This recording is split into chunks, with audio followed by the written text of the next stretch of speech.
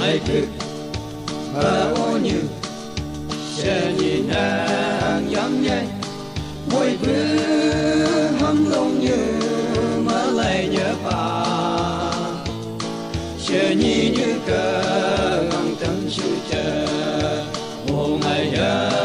thắm nhai ô như thì nàng cái bà lên đại ca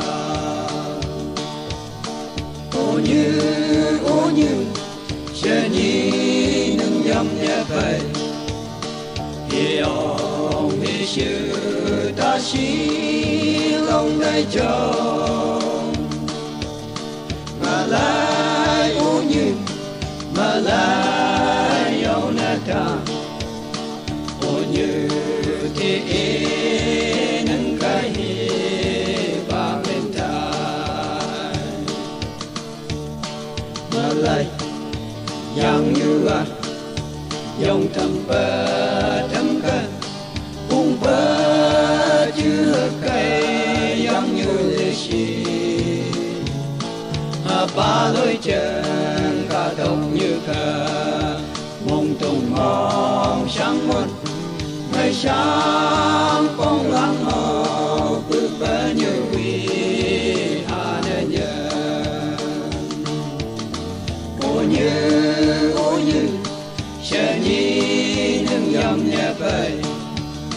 hiểu vì sự ta chỉ lòng đại chồng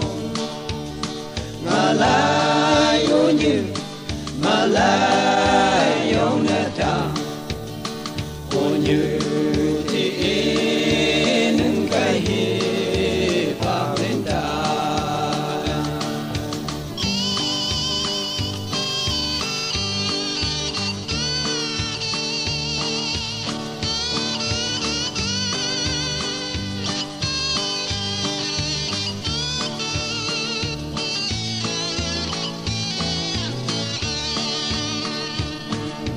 ngang chừng xuống mây mi dậy như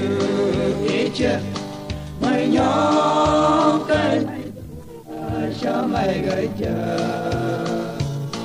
vực lòng sáng như sinh cùng muôn hà ôi như ý nâng cây là gắng tươi hay ngài muôn hà ôi như vì thương con ô như sẽ nhìn nâng dâm nhẹ bay hiểu vì sự ta chỉ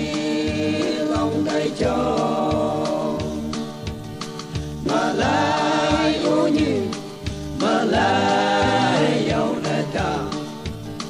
ô như thì nâng cái bà bên ta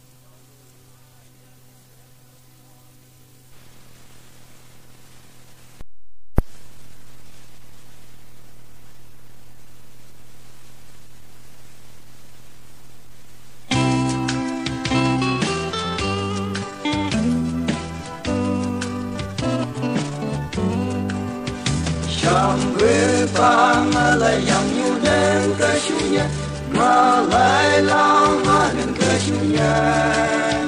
nên hy vọng với cái ngày lại yang như một mà lại yang như đến cái chủ